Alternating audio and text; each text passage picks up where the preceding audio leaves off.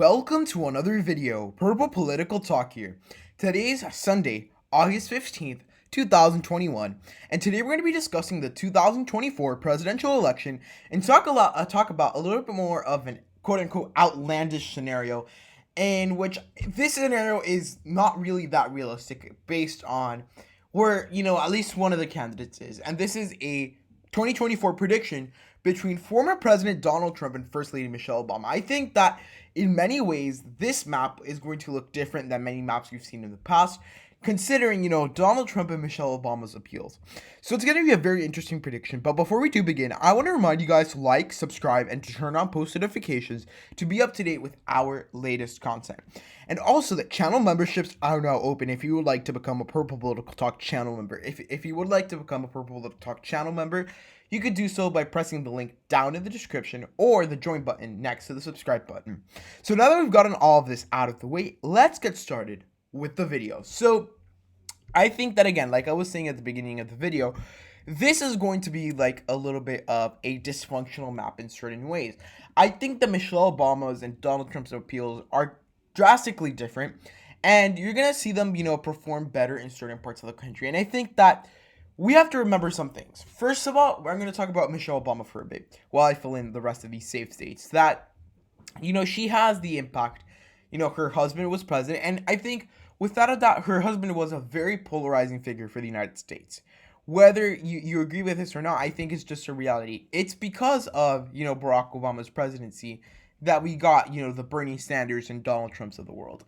And I think that in many ways, Barack Obama was, unpopular with a lot of people at the end of his term.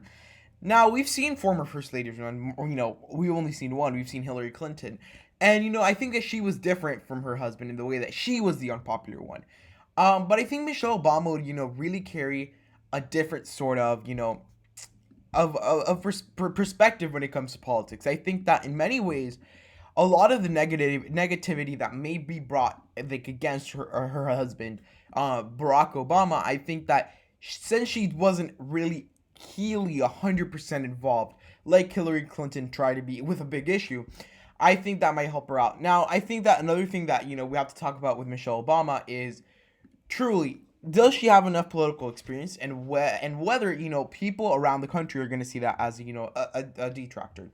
As for Trump, again, we have to talk about the very big caveat which we've seen, and I think it's clearly the January 6th, whole debacle. I think that truly that's one of the things that will hurt Trump most, and it's going to be, long-lasting in his legacy. I think that, whether you agreed with him or disagreed with him, it's just a political reality that event, January 6th, even though if whatever you think he was involved or not, it's going to have, very deep political consequences for him. And I think that moving forward, I think that's going to be somewhat of an underscore when you talk about the country, talk about the economy. But, generally speaking, I think Trump is a strong candidate, but I think Michelle Obama is also a very strong candidate. So on your screen right now, you would see our safe states. These are states that would go by over 15% to either candidate. So our starting off map has Donald Trump at 125 electoral votes and Michelle Obama at 183.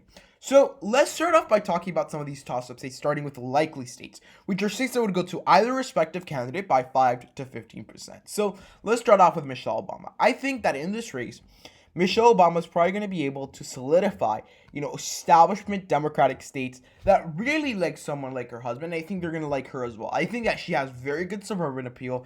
Michelle Obama really does have that appeal amongst the Democratic Party. And I think that if she realistically, put out a bid for president, I think she has a very good chance of winning the nomination.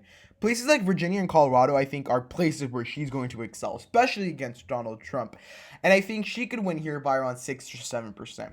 In addition, I think she could do very well in places like New Mexico. I think New Mexico is a place that, the Democrats definitely need to do some work on, but I think Michelle Obama is sort of the right candidate for here. I think the Republicans can make some games, make it closer, but I don't think it goes under 5% for Michelle Obama. Another state I would like to add to Michelle Obama's column is New Hampshire. This is, I think, another good appeal that she has is college-educated voters. Now, that's a big reason why Virginia and some states we're going to be talking about, moving forward, are going to go blue. And I think New Hampshire is another one of those states. I think that she's going to do very well there. The Democrats have built up a very big coalition here. And I think if you compare, Donald Trump to Michelle Obama, I think that a lot of the traits that Michelle Obama has are going to go further in states like New Hampshire, and I think she easily wins there. I think that when it comes to Michelle Obama, she has a lot of less political dirt on her, and I think that her time as first lady is going to be, viewed positively in many ways. And I think if you look back at polling from when she was in the White House as the first lady, you could really tell that, she was popular. Now, for Trump, I think that he's going to have advantages in other parts of the country. I think that one of the areas of the country that Donald Trump's going to do best is the industrial Midwest. While Michelle Obama is from this area of the country, I think Donald Trump's still going to excel. And another place I do think that, Donald Trump is going to do better over Obama is probably going to be Florida. Although I think Florida is one of those states that in this case could actually end up going by a little bit less. I think that the Obama name is really tarnished in Florida for one main reason. It's especially amongst Cuban voters. At the end of his presidency, there was a very, bad immigration policy by Obama regarding Cubans, and I think that really turned a lot of the Cuban Americans, other than the fact, the Democratic Party has moved left, against the Democratic Party. So I think this is a state that Donald Trump could actually win. But also you have Iowa and Ohio. These are two manufacturing states. And I think that when people ask about the economy, and if the economy is, pretty okay, I mean, it could be better state, I think that a lot of voters, especially in places like Iowa and Ohio, are going to be enthusiastic to go in and vote Donald Trump in office. I think that one of the big things that Michelle Obama has is she's part of the liberal elite. Donald Trump's also part of the elite, but a lot of his actions in the past, whether it's in the White House, and outside in certain cases, has shown as, more populist in a way. And I think that ultimately that might be a challenge for Michelle Obama to overcome in some of these states. So that covers all our likely states. Let's move on to our lean states. Lean states are states that go between 1.5% and 5% to the respective parties. So let's start with the Democrats. I think that Michelle Obama, I think she's going to do very well in places like Nevada. These are places around the country where, the populations that have really been impacting these elections, they're moving a little bit toward the right. Nevada is a state that hasn't moved much politically since, it started going for the Democrats back in 2008. But I think that in this state, Michelle Obama has the possibility of winning. I think that her suburban appeal with some Hispanic appeal, I think that the Democrats are going to have a lot of trouble with Hispanic voters moving forward. With that being said, I think Michelle Obama is like a figure that a lot of people could look up to. And I think that more than someone like Hillary Clinton, I think Michelle Obama is going to be able to coalesce a lot of women voters, especially amongst independents. I think she's going to be taking a lot of those independent women, and I think she's a really strong candidate for that group of voters. Additionally, I think she could take Minnesota by around 4 or 5%. I don't think that she could win here by 6-7%. Similar or getting closer to 10%, closer to the 2020 margins. I think that Donald Trump's probably going to be able to, make some gains in this part of the country. I think that over Michelle Obama, I think that a lot of the more, manufacturing rural towns, they're going to be voting heavily for Trump over Michelle Obama. And I think that, it's going to be to a degree that it's going to influence the state's elections. I think that one of the things we must remember, Michelle Obama is not the, Midwestern types that really could actually impact the race. She's not manufacturing type, that could really appeal to that populist appeal. She does not have that. And I think that it's going to be really, sorry about that, going to be really hard for Michelle Obama to actually be able to win here. And I think that in this area of the country, I think she does very well in other parts of the country, but I think it's going to be pretty difficult. And in those parts of the country, I think she could actually expand. Places like Arizona and Georgia, I think Michelle Obama could expand by lean margins. I think that ultimately, I think she's going to do very strongly in the Sun Belt. And Georgia and Arizona have already gone blue. I think that Michelle Obama could solidify support for Democrats in Maricopa County and take the Atlanta suburbs by storm and win here by over 1.5%. I really do see Michelle Obama performing very well down in the Sun Belt. As for Trump, though, I see him doing well in places like Texas. I see him doing well in places, well, not North Carolina at this point. I'm going to talk about North Carolina a little bit later on. But I think he could really do well in Texas, and I think he could do very well in Maine's 2nd District. They don't really like the Michelle Obama type up there. But I do think he's going to do very well in Texas. I think Texas is a state that the Republicans still have a pretty solid hold on. It's definitely coming down, and I think Michelle Obama's a good candidate to closen up the state of Texas. I think she could bring it under the lean margin for the Democrats, so under lean Republican. Now, I still do think that the Republicans are still going to have enough support here, and I think moving forward, it's going to be a while for until the Democrats end up winning here. So now we have the last 4 states remaining.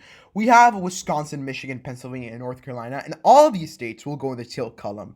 The tilt column is, going to be less than 1.5% for respective parties and their winners. And I'm going to just go through the Rust Belt and then talk about North Carolina. So in the Rust Belt, I do think that Wisconsin and Pennsylvania are 2 states that are going to go to Trump. I think that his appeal here is going to be very strong. I think that in Pennsylvania, I think that Michelle Obama could do really well with African-American turnout, which is something I forgot to mention. With a lot of these states like Georgia, and in certain parts of, Florida, maybe, Texas, and in other parts of the country, African-American turnout is going to be through the roof with Michelle Obama on the ticket. I think she's really seen as a very positive figure, and I think that that's going to closen up a lot of these races. I think places like Pennsylvania could get close. Wisconsin could get close. I think Wisconsin's a little bit more than Pennsylvania. I would say probably 1.2, 1.3%. I think that truly Donald Trump could overperform here just because of economic appeal. However, in Michigan and North Carolina, I do think that Michelle Obama could end up being the winner. I think that truly there's a very big possibility of Michelle Obama winning in these 2 states because of the African-American turnout. And, she has that factor along with the Democrats are not going to lose as much support as I think, especially if Donald Trump's on the ticket. I think that one of the things we must remember about Donald Trump is that, he is unpopular. A lot of independents preferred him over Biden, and I think that he probably would have had a chance of running in 2024 and winning if he really did not, completely, ruined his reputation at the end of his presidency. This is not saying that in every 2024 scenario Trump is going to lose, but this one specifically, I think you could see a Trump loss. And I think that general unpopularity is going to be felt in a lot of these, safe states because they're just so close in by nature. I think North Carolina is going to be the biggest flip. I do think she's going to be able to get, the suburban vote and get the African-American vote out to the point where she could win the race. And the last state I almost forgot to fill in was Nebraska's 2nd district. I think Michelle Obama easily wins this. I would go as far as saying this could actually go by the likely margin. But overall, this is a very interesting map. I think that it's interesting to see the Sun Belt in blue. I don't think that in a million years we would have thought we could see the Midwest in red and the Sun Belt in blue. So I think it's something that's very interesting. Our final electoral count is Donald Trump at 248. To Michelle Obama's 290. So guys, I want to know what you guys think about the prediction. So let me know down in the comments what you guys think. If you enjoyed the video, please give a huge thumbs up, like, subscribe, and turn on post notifications to be up to date with our latest content. Again, I'm going to thank you guys so much for watching, and goodbye.